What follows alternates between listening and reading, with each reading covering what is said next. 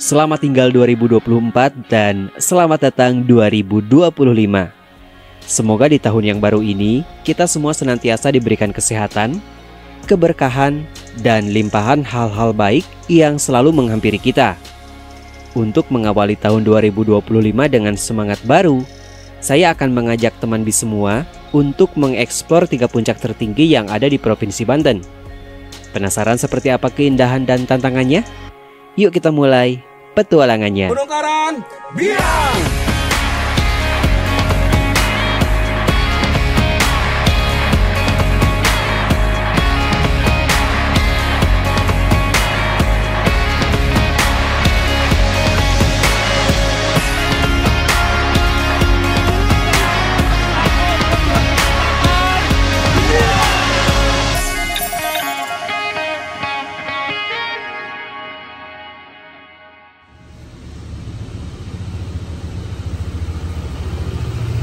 Assalamualaikum. Waalaikumsalam.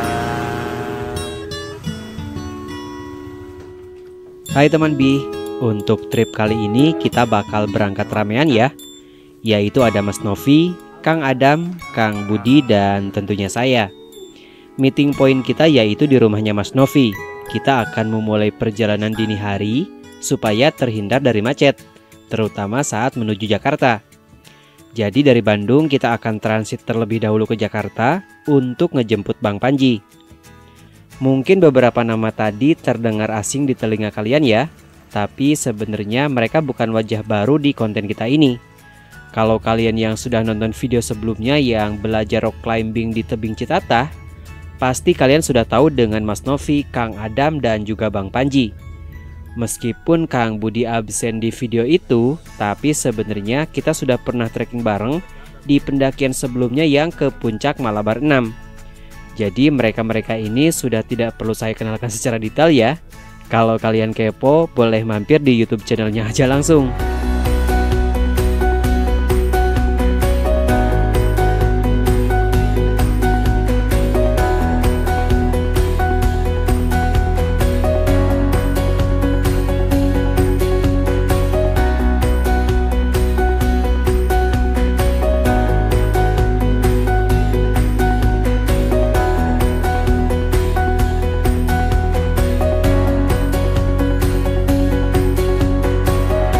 Ini perjalanannya saya persingkat aja ya.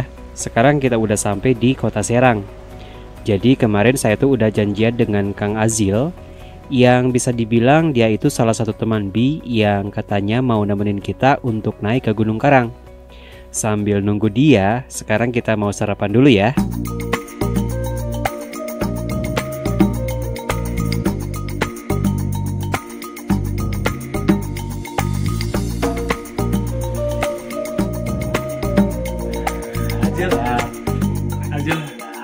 Halo Kang.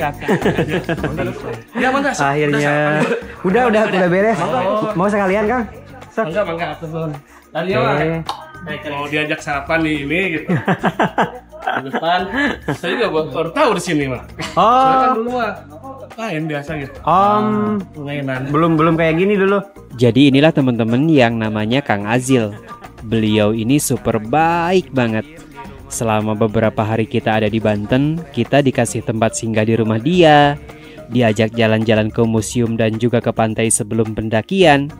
Ya pokoknya kita dijamu dengan sangat baik. Sampai-sampai saya tuh merasa gak enak hati kalau ketemu orang sebaik ini. Semoga kebaikan Kang Azil dan keluarga dibalas dengan yang lebih besar lagi oleh Allah Subhanahu wa Ta'ala.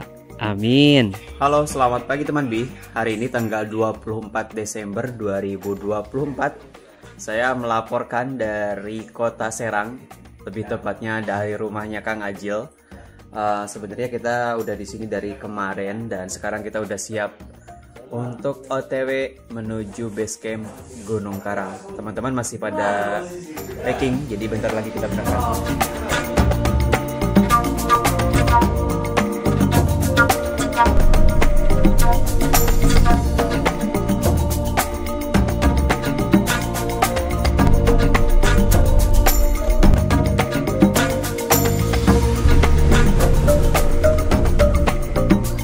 Pukul 8 lebih 9 menit kita baru sampai di kawasan wisata religi Keramat Buyut Ki Jagaraksa, atau bisa dibilang base camp pendakiannya Gunung Karang.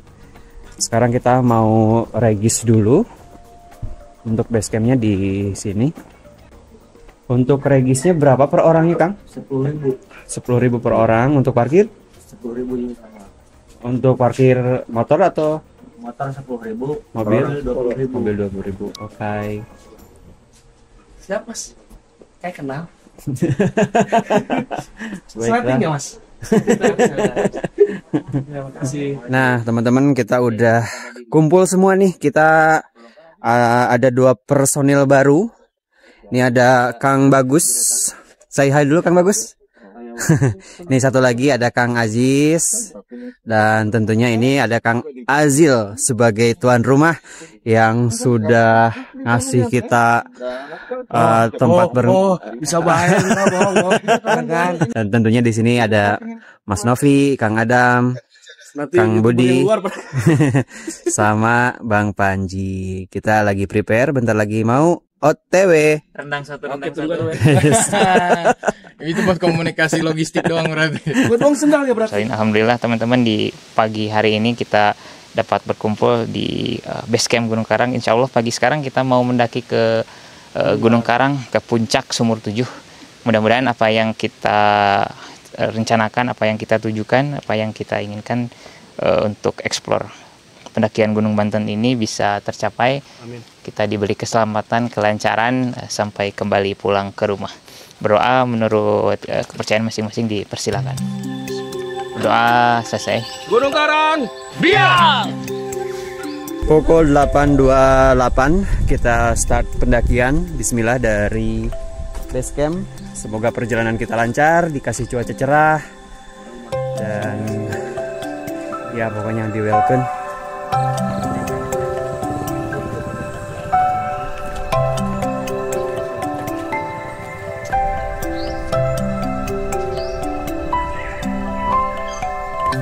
Kita baru jalan sekitar 10 menit dan ini untuk treknya langsung gas nanjak, nggak ada ampun. Untuk pemanasannya nggak dikasih aba-aba, dan ini untuk nanjaknya itu konsisten sampai ke atas, jadi minim jalan datar. Jadi sekarang tuh kita naik lewat jalur Kadu Engang, dan bisa dibilang ini tuh jalur paling populer. Walaupun ada beberapa jalur, tapi yang paling populer tuh yang ini, dan bisa dibilang ini yang resminya tuh lewat sini. Sekarang kita cuma mau tektok aja, jadi nggak akan ngecamp. Semoga perjalanan kita lancar, bisa sampai puncak dalam 3 jam atau ya 4 jam lah ya, mudah-mudahan. Wah. Ampun, angkat tangan. Jalan jantung.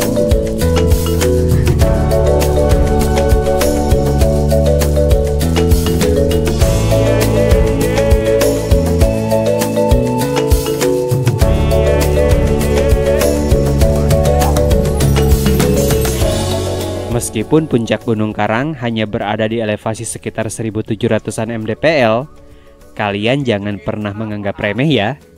Pasti ada yang berpikir, masih di bawah 2000 mdpl, pasti ringan itu mah. Tapi jangan salah, Gunung Karang ini ibarat pepatah kecil-kecil cabai rawit.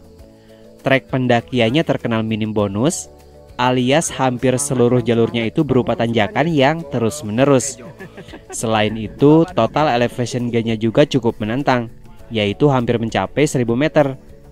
Hal ini terjadi karena base camp pendakian berada di elevasi sekitar 700-an mdpl. Jadi meskipun gunung ini tergolong tidak terlalu tinggi, tingkat kesulitannya justru terletak pada jalur yang tanpa henti menanjak.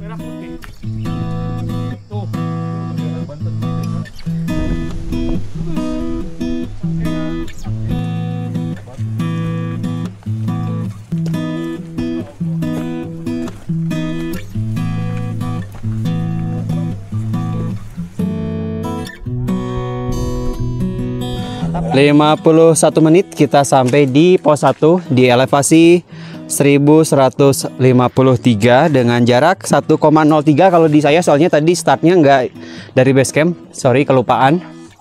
Ini di pos 1 ada warung dan Di setiap pos kalau nggak salah memang ada warung juga ya. Cuman ya mungkin ya masalahnya itu apakah buka atau enggak gitu. Jadi total ada 3 pos, 1, 2, 3. Jarak dari pos 1 ke pos 2 tuh hampir mirip-mirip. Kalau barusan 50 menit ya harusnya tidak beda jauh dari sini ke pos 2. Cuman dari pos 2 ke pos 3 tuh pendek ya, Kang Panji ya? Pendek. Dan berhubung ada waktu, kayaknya kita merehat dulu di sini bentar sambil nunggu teman-teman yang lain. Kita santai aja ya, kita nggak usah cepet-cepet karena ramean kayak gini ya kita nikmatin aja. Anginnya kenceng banget, semoga kedengeran. Ngasar aja.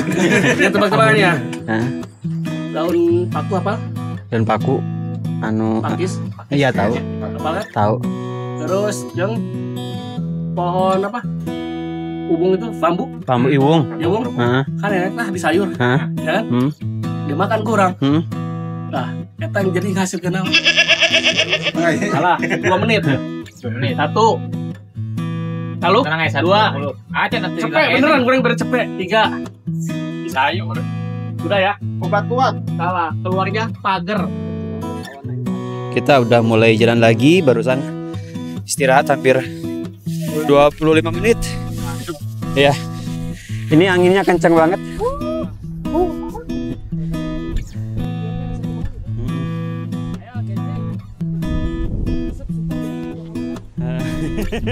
Jadi nambah semangat ya.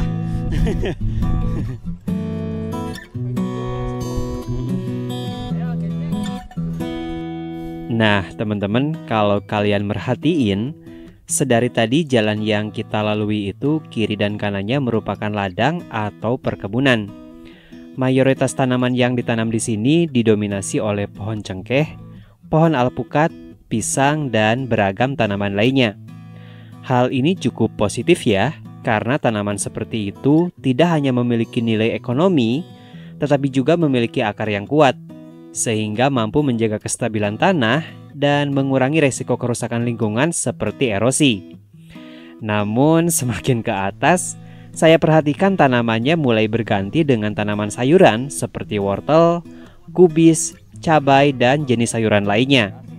Jujur, saya tuh merasa agak khawatir ya melihat praktik seperti ini. Memang dari sisi ekonomi menanam sayuran memberikan perputaran uang yang lebih cepat jika dibandingkan dengan pohon besar seperti cengkeh atau alpukat. Tapi resiko yang ditimbulkan terhadap lingkungan juga cukup besar. Tanaman sayuran memiliki akar yang cenderung pendek dan tidak mampu menahan tanah sebaik pohon-pohon besar. Akibatnya air hujan sulit diserap secara optimal dan dalam jangka panjang ini bisa memicu erosi pada lereng perbukitan.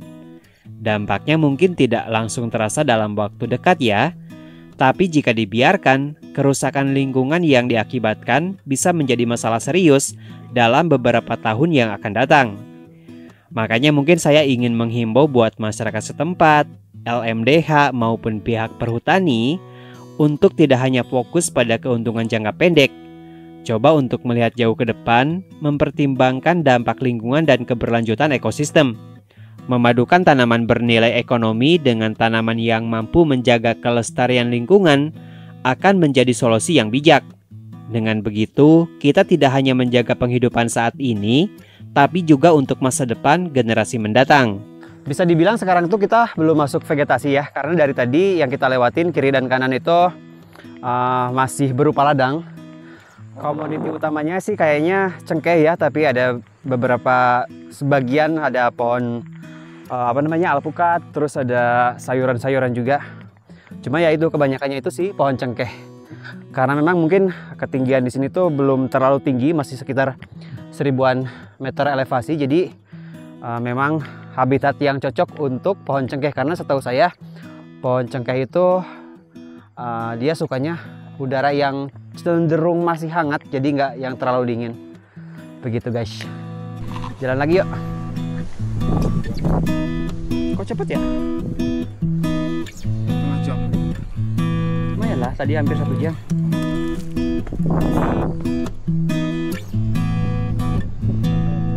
Pos 2 guys, 10.23, 1 jam 50 menit barusan, berarti dari pos 1 ke sini kurang lebih 30 menitan, lebih cepet. Kita mau rehat lagi di sini. Nah teman-teman, sekarang kita udah sampai di pos 2. Seperti biasa di setiap pos sudah ada warung nih, jadi kita bisa beli minum, kopi atau apapun, ada makanan ringan. Sekarang kita udah bersama Mas Novi nih. Mas Novi ini dari channel Ini Gunung yang biasanya kalau ngonten itu sama istri, bareng istri Mas ya? Iya. Mbak Erika, cuma kebetulan hari ini Mbak Erikanya berhalangan untuk bisa ikut naik ke sini. Mas boleh ngobrol-ngobrol bentar ya? Oh, bon. Izin. Sambil duduk kan tuh? Iya nggak apa-apa, santai aja sambil gini. Oke. Saya gini. Oh, nggak apa-apa, biarin frame nih. Soalnya saya boros soalnya. Aman. Kita ngobrol-ngobrol Mas, saya pengen tahu mungkin. Oke, siap. Saya memang penasaran juga gitu dan mewakili mungkin teman Bi juga ada yang pengen tahu. Mas terkenal kan lumayan sebagai pasangan suami istri yang naik gunung sambil bikin konten pula. Mungkin bisa ceritain pertama kali naik gunung dulu deh, kapan dan motivasi bikin konten apa Mas? Oke.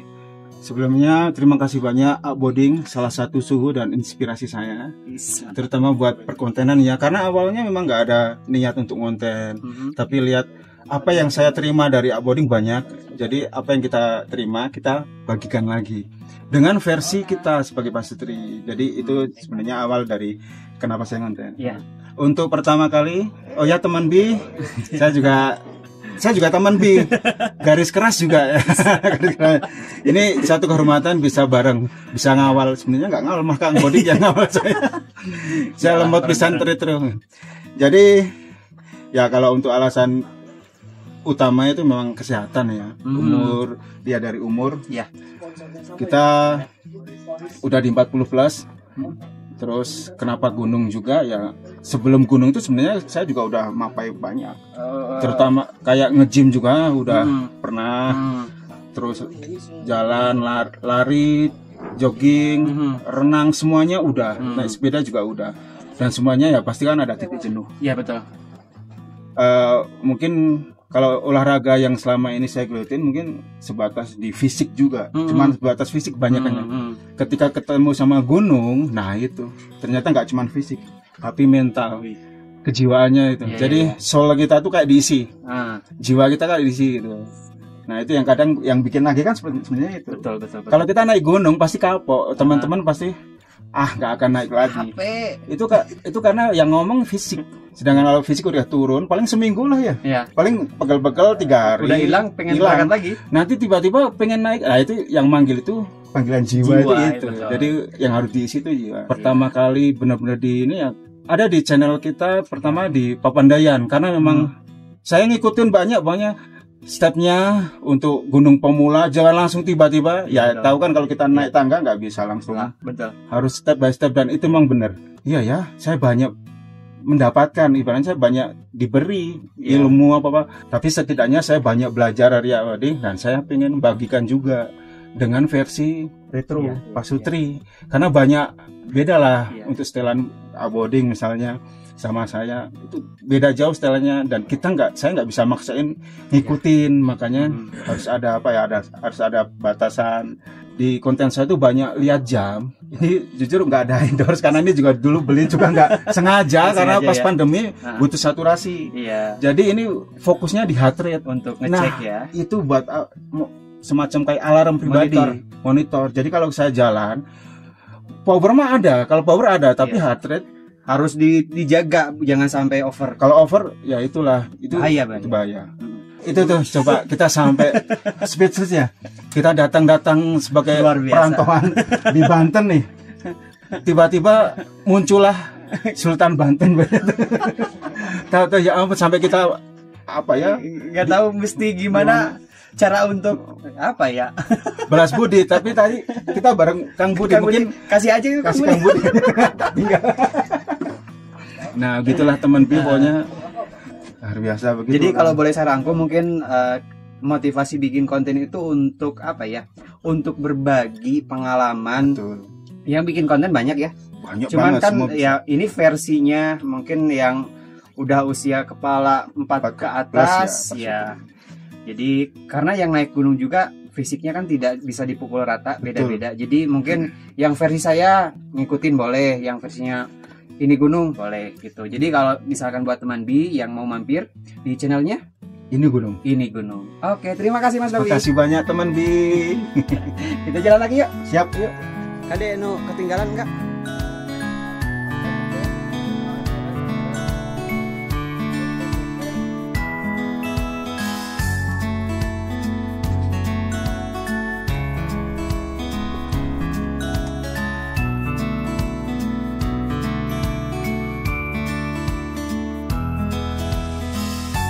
Sekitar 200 meter dari pos 3 ini kita bakal nemu sebuah shelter yang lumayan cukup luas. Tapi ini bukan pos 3 sih kayaknya. Ini tuh kayak semacam shelter yang dibuat untuk para peziarah yang memang mungkin menginap atau kemalaman atau apapun. Dan di sini memang ada warung juga sih. Tuh cukup luas lokasinya. Kita sambil nunggu teman-teman yang lain masih di belakang. Pos 3 Paman? Pos 3. Yang bener Tuhan. Oh. Pos 3 Paman. 5 menit ya. 5 menit. Tapi itu saya masih 10 menit. Luar biasa sih Paman. Semangat Paman. Iya Paman. Nanya janda kalau mau beda. Kayak kurang diberes ya Pak. Jadi YouTube-nya pasti terima ya. YouTube-nya pencari janda. Jahe. Teh ya. Janda herang. Lah mereka dingin wae KTP kun jenkeun statusnya duda.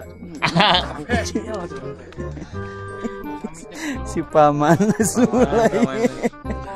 Tong jauh-jauh tuh si Paman. Bahagianya pendakiannya. Ulah sok serius-serius deui. Benar.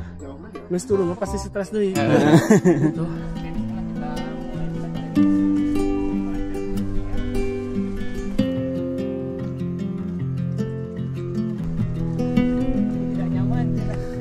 Nanya.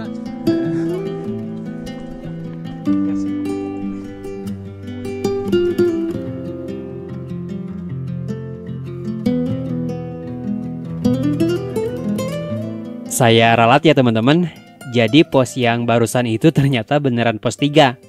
Karena sehabis shelter itu, ke atas udah nggak akan ketemu shelter lagi. Ya selain di area puncak maksudnya.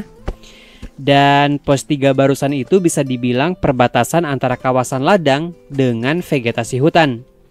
Sementara hutan di sini cukup rapat dengan karakteristik hutan yang cukup basah. Ini kalau boleh, saya mau sedikit ngasih masukan buat pengelola jalur pendakian terkait penempatan pos. Menurut saya, posisi pos yang sekarang bisa direvisi agar lebih strategis. Karena jujur, posisi pos yang sekarang itu agak kurang cocok ya. Mendingan yang sekarang jadi pos 3 dijadikan pos 2, dan pos 2 yang sekarang bisa dihilangkan, atau kalau mau dibikin jadi pos bayangan 2 aja. Sementara ke atas dibikin lagi pos 3 dan pos 4, karena jarak dari pos 3 yang sekarang sampai puncak itu cukup jauh loh. Kita aja jalan hampir memakan waktu 2 jam perjalanan tanpa ada pos istirahat sama sekali. Dengan adanya revisi ini, saya rasa pendakian akan lebih nyaman dan terstruktur, terutama untuk pendaki yang membutuhkan waktu lebih untuk beristirahat. Jadi pos 3 titiknya itu di pertengahan hutan, dan pos 4 bisa di area percabangan jalur yang sebelum mendekati puncak. Atau kalau membuat shelter cukup berbahaya dan takut disalahgunakan oleh pihak tertentu yang tidak bertanggung jawab, ya paling enggak cukup dibuatkan pelang penanda aja deh. Semoga masukan ini bisa dipertimbangkan oleh pihak pengelola, dan wisatawan yang mendaki maupun yang berziarah ke Gunung Karang juga bisa lebih banyak. Amin. Jadi kita udah masuk vegetasi ya teman-teman. Dan saya mau sedikit ralat. Jadi yang pos terakhir tadi itu adalah pos 3, karena dari pos tersebut ke atas ini udah nggak ada pos lagi atau nggak ada shelter lagi. Benar berarti saya. Iya benar Kang Panji infonya. Betul. Dan ini vibesnya tuh sangat-sangat syahdu parah. Berkabut, hutan, gimana? Kalau satu kata dari saya, vibes-nya apa coba? Apa? Hium. Bahasa Ciroyom itu ya. Bahasa Ciroyom, hium. Memasukkan semua bahasa yang tadi jadi satu terminologi. Betul. Hium.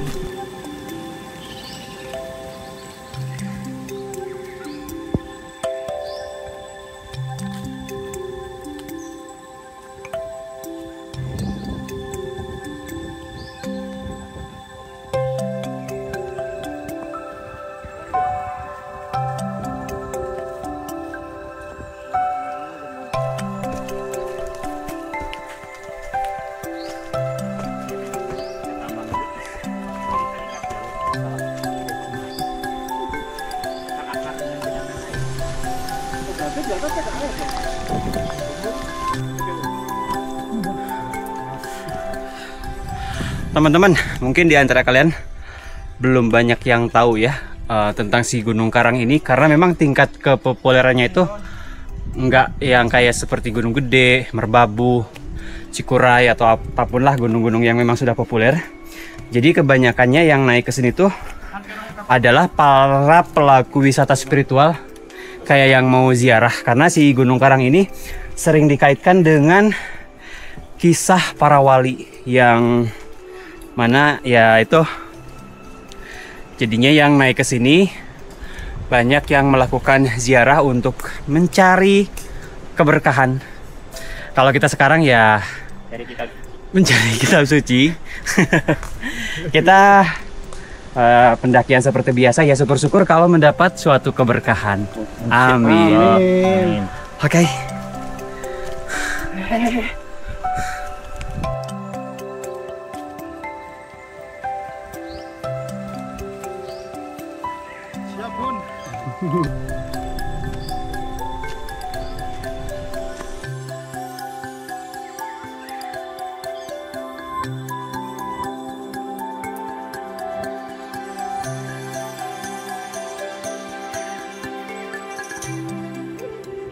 Gimana teman-teman? Vibes hutannya tuh bener-bener bikin candu ya. Rasanya seperti masuk ke dunia lain yang dipenuhi kabut syahdu. Kabut tebal yang menggantung menyelimuti di antara pepohonan menciptakan suasana magis yang bikin hati tenang. Tapi ya suasana ini sebenarnya tergantung dari sudut pandang kita melihatnya ya. Kalau dilihat dari sisi negatif sih, mendaki di tengah kabut yang pekat dan angin kencang seperti ini bisa aja dianggap sebagai musibah. Namun bagi kita, ini adalah sebuah anugerah. Mendaki dalam kondisi seperti ini justru menjadi pengalaman yang langka dan penuh kesan. Meskipun kenyataannya ini tuh kita lagi badai ya, tapi kita tetap menikmati setiap momennya. Lagi pula apa yang bisa diharapkan sih mendaki di musim hujan seperti ini? Selain menerima konsekuensi cuaca yang seringkali berubah tak terduga. Inilah resiko yang memang sudah kita pahami sedari awal. Mendaki gunung itu tentang menjalani sebuah perjalanan, mau cuaca apapun yang diberikan alam, entah itu cerah, hujan, kabut, atau badai, semuanya adalah bagian dari cerita pendakian yang harus dinikmati. Makanya saya selalu bilang berkali-kali, nikmati aja setiap perjalanan, biar hati kita tetap tenang dan pikiran kita tetap positif. Kalau kita belajar menerima apapun yang datang, perjalanan ini bukan hanya menjadi petualangan fisik, tapi juga menjadi pelajaran mental untuk menikmati hidup apa adanya. Karena pada akhirnya, pengalaman-pengalaman seperti inilah yang akan selalu kita ingat. Bukan begitu teman-teman? Oh iya, saya juga mau say thanks buat YouTube channel Jack Adventure. Karena sebelum berangkat ke sini, saya tuh lihat review beberapa gunung yang ada di Banten melalui video-video dia. Jadinya sebelum sampai ke sini udah ada sedikit gambaran tentang apa yang bisa diantisipasi dan dinikmati selama perjalanan ini. Sekali lagi terima kasih Jack Adventure, kontennya sangat-sangat membantu. Tapi kok kehandap? Iya ke bawah. Tapi kok kehandap? Nah teman-teman, sekarang kita sampai di bukan pertigaan ya. Kalau pertigaan itu berarti harus ada jalan yang terusan ke sana. Ini nggak ada, ini kayaknya jalan buntu. Jadi untuk trek yang bener kita turun ke bawah sini. Kayak kita ke lembahan dulu, baru nanti kita naik lagi ke puncak yang sebenarnya. Kalau udah sampai sini, ini nggak akan lama lagi kita akan segera sampai puncak. Dan di sini tuh ada sampah nih teman-teman, lumayan banyak. Pakai karung gini sih harusnya, mungkin ini memang sengaja di entah siapa yang masang, nggak tahu pengelola atau siapa, disediain karung kayak gini ya. Semoga aja dengan kayak gini ya sampahnya dibawa turun. Tapi saya pesan ke kalian, walaupun ini ada disediain tempat sampah kayak gini, ya tetap aja sampah pribadi kalian jangan ditaruh di sini, bawa sendiri, jangan manja. Oke, kita turun.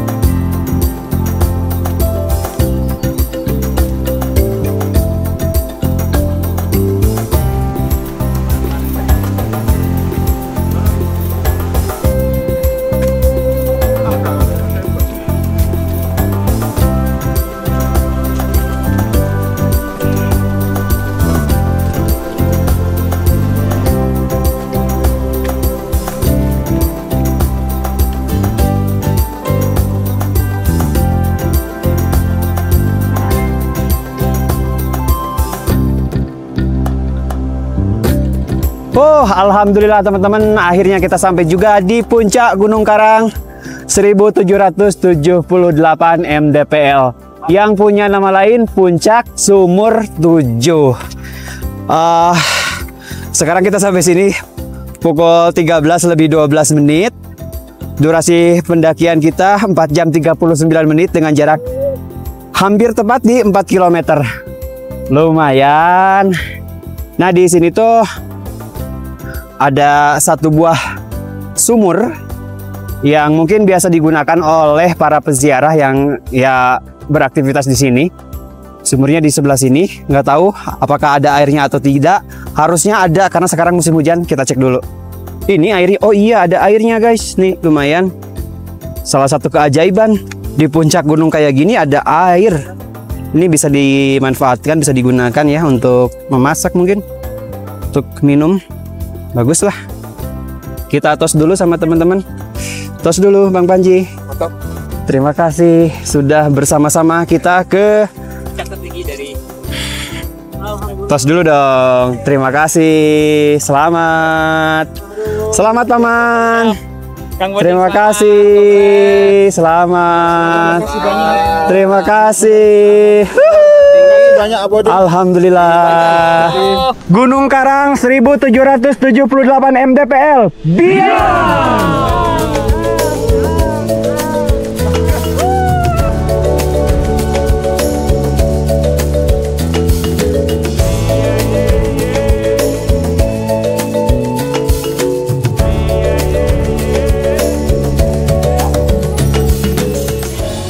Oleh masyarakat setempat, Gunung Karang dianggap sebagai salah satu gunung yang memiliki energi spiritual. Makanya tak heran, di momen-momen tertentu banyak orang yang melakukan ziarah ke sini untuk memohon keberkahan tertentu. Hal ini terjadi karena di puncak Gunung Karang diyakini terdapat makam seorang tokoh agama atau wali yang dihormati, yaitu Syekh Maulana Mansur, salah satu penyebar agama Islam di Banten. Kehadiran makam tersebut menambah aura spiritual, sehingga banyak orang datang untuk berdoa, bermunajat, dan memohon berkah. Selain makam, daya tarik lain dari Gunung Karang adalah Sumur 7, yang airnya diyakini memiliki khasiat luar biasa, seperti menyembuhkan penyakit, mendatangkan keberuntungan, atau memberikan ketenangan batin. Banyak peziarah yang membawa pulang air ini sebagai simbol harapan dan doa. Namun sampai sini saya mau disclaimer dulu ya. Informasi ini saya sampaikan semata-mata sebagai bentuk pengetahuan aja. Sebagai seorang muslim, saya berdoa dan beribadah sesuai ajaran Al-Quran dan Sunnah. Jikapun fenomena tersebut ada, hal itu bisa jadi merupakan perpaduan antara kepercayaan lokal dan tradisi turun-temurun yang telah lama mengakar di masyarakat. Mari kita saling menghormati keyakinan masing-masing aja ya. Yang terpenting adalah menjaga sikap toleransi dan menjunjung nilai-nilai kebaikan dalam kehidupan kita. Oke teman-teman, kita udah selesai makan siang, udah 2:30 sore. Kita mau turun. Tapi kayaknya untuk perjalanan turun nggak akan saya rekod ya, karena ini cuacanya juga udah kayak gini, nggak memungkinkan. Jalan juga bakal cukup licin. Jadi nanti sampai ketemu di base camp, kita closingnya di base camp ya. Bye.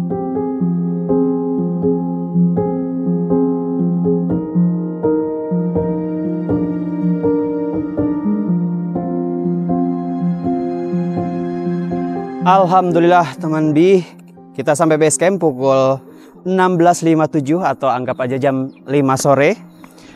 Total perjalanan turun kita 1 jam 43 menit. Ini kurang dari setengahnya perjalanan tadi kita naik. Dan alhamdulillah pendakian kita ke Gunung Karang lancar, tidak ada kendala yang berarti walaupun tadi di puncak kita kena badai, nggak dapat cuaca cerah. Tapi nggak masalah, yang penting kita selamat. Dan dengan sampainya kita di base camp, maka akan berakhir juga untuk pendakian Gunung Karang. Tapi perjalanan kita di Banten ini masih akan terus berlanjut. Besok kita akan melanjutkan pendakian ke Gunung Pulau Sari. So kalian tetap stay tune, ngikutin perjalanan kita selama di Banten ini. Akhir kata saya Bodi dari pamit. See you on the next trip. Salam. Dah teman.